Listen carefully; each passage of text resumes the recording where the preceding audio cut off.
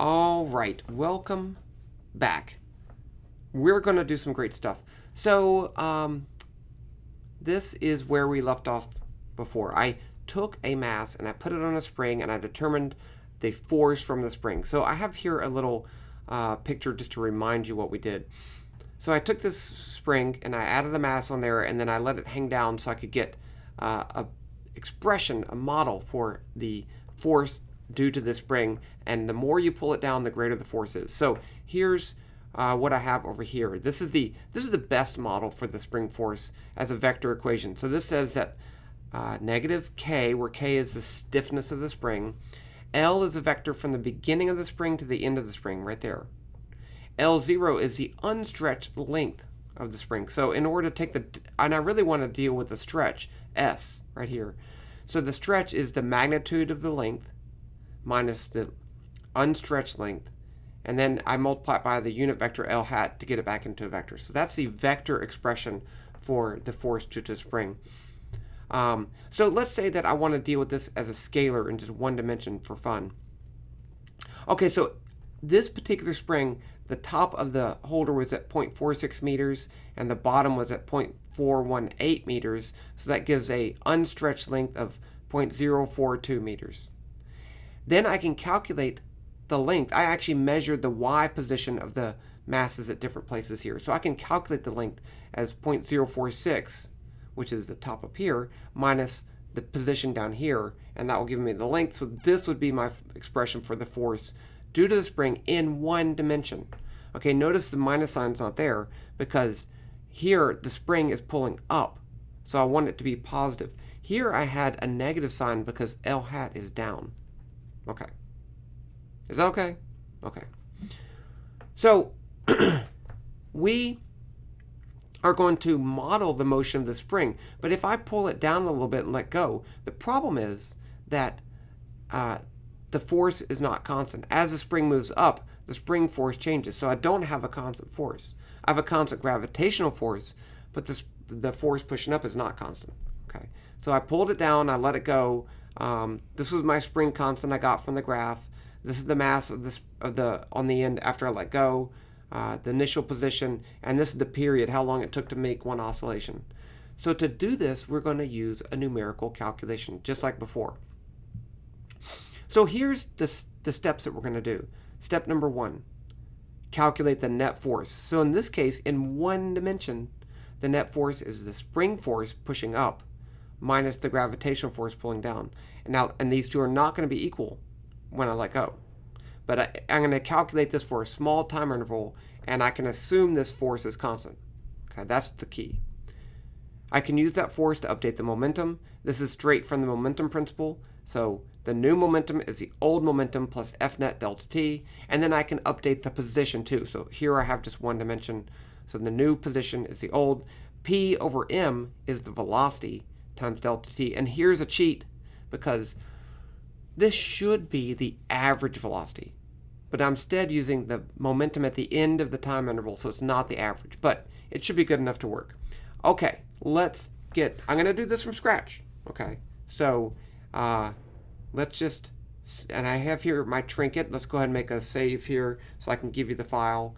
1D mass oscillator example. And save it. Okay, and then I'm going to put this over the side so I can get my things. Okay, so now let's just put down some of these constants. G is 9.8. This is in one dimension. Okay, I need my spring constant K. I had 7.51. I'm not putting the units on here because a numerical calculation deals with numbers, and so I don't want to deal with that. M equals 0.1. Let's say L0, that's unstretched length, is, I wrote it over here, 0.042. Y0, this is the position of the top. I called it Y0 as the starting position before, but this is the position at the top. Let's call it Y top. And that's going to be 0.46.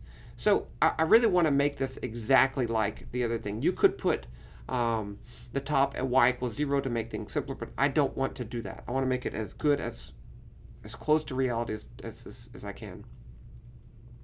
Okay, I need I need some other things. What's the y position? The starting y position is from the experiment. I had 0.26, and the y momentum is 0.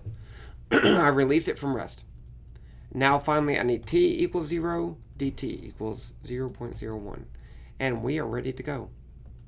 Okay, technically, I'm going to go ahead and do this. I'm going to calculate the motion of this thing over a time interval, but I want to plot it. So I'm going to make the simplest graph ever. So FG curve is a built-in function that will make a graph, and I just left it blank, and I have to have a name for that function so I can plot points. I'm calling it F1 for function 1. Okay, so let's do this. While t less than 4. So the first step is to calculate the spring force. To do that, I need to first calculate the length of the spring. So L is y top minus y. And that's a scalar value, okay? It's going to be positive. Now I can calculate the spring force, Fs. It's going to be equal to K times L minus L0. That's it. That's what I had before, right? Now F net is going to be Fs minus m times g. Now notice here, there's a minus sign because g I used as the positive value of the gravitational field. So I want to make sure that the y component of gravity is negative. This is a y component force. Okay, I'm going to do this again in a different way, just so you're going to see afterwards. Okay, now I can update the momentum. So here again, I have P equals P. And this is because these P's don't cancel because this is an make equal to sign. This is not an algebraic equal sign. So it says take whatever the momentum was, add F net times dt, and make that the new momentum. So this is the momentum update. Now I can do the position update. Let's just do it P over m times dt, and then time update.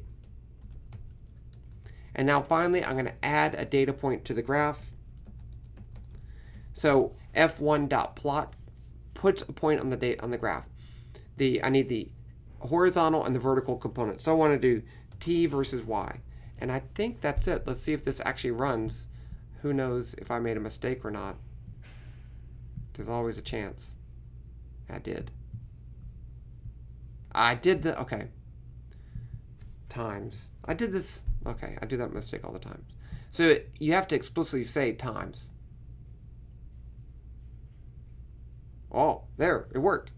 So let's go ahead and check the period. So here it started way down here. It oscillated up here and then came back down. So I can put my mouse over the point down here and I get 0.72. So the period I had before was 0.74. So let's just put that in the comment here. T experimental 745 t equals 0.72. That's pretty close. Remember, I did this with this using my phone. I didn't even do a very good job. So that's pretty cool. Now, let's explore a couple other things, and then I'll make a third video, because I don't want these videos to be too long, a third video where I do even more awesome stuff with this mass on a spring. Okay, number 1. This is a trig function, and there's no trig in here. And if you think about it, that's pretty awesome. I think that's awesome. Okay, you could actually even find pi from this plot, even though there's no pi in there, which is kind of crazy. Okay, but I'm not going to talk about that. Let's talk about this. What if I make dt just 0.1? So now instead of having a 1/100th of a second time interval, I have a 1/10 of a second. Okay, so you see here, you can see where the actual data points are. And it's all blocky. But it still looks like it works pretty well. And if I still get about the same period. So that's still not bad. Okay. What if I make it 0.001. It takes longer to run, you notice that. And if I go over here to measure the period, I get about the same thing. So that doesn't really give me any advantage. Now what about this? Suppose I calculate the position, update the position first. So I'm going to cut this out and put it up here. And then I update the force, and then I update the momentum. Let's see what happens. Yeah, I can do that. Okay. I don't think, nothing really bad happened. Let's update the, let's do this. I can't update the momentum first without first calculating the force. So I'm going to actually put this up here.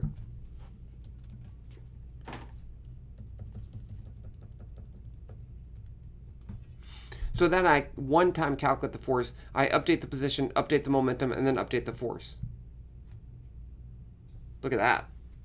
Isn't that crazy? Look, it doesn't, it looks like it oscillates bigger and bigger and bigger each time. Because what's happening is I'm updating the position based on the momentum and then calculating the force, and I'm actually moving it too far in that time. I'm using the old momentum, I'm moving it too far and calculating the force, and makes it look like it stretched further than it did, and it kind of explodes. I can partially fix this by making a smaller time interval. See, it's not so bad now, right? So you can always fix poor decisions with a smaller time interval. I'm not going to make it even smaller. But the key thing here is that the order of operations does matter. You want to calculate the force first, and then update the momentum, and then update the position. So let's put it back the way it was. So this is down here at the end. Oops. And I'm going to show you one more thing, and then I'll stop. And then this was down here. Oh, wait. What did I just delete? I had that in there twice. That's weird. Okay. Well, you get the point. Let's see if it runs again. I think I messed something up. Okay, it works. Let's save this before I forget. Okay, one more thing. This is a terrible graph because it doesn't show the labels on the axis. So I can actually fix that. Let's say T graph, temporary graph. You can get it of a name, any name you want. Let's call it Bob. It's a type of object called a graph, and I can give it an X title equals time in seconds. I can put whatever I want there. I can give it a Y title. Let's just call it position in meters. And that's it. And then I can give this a color too. I like to use color equals color.blue. And now if I run it, doesn't that look nice? Okay, one more thing. If I put on here fast equals false in the graph and I run it. So this actually gave some other options up here because now I can actually manipulate this graph in other ways. It's actually making the graph in Plotly, and you can zoom in. I can auto zoom out. Let's see, auto scale. I could even go to, I could download a graph of this. I could even open this in Plotly.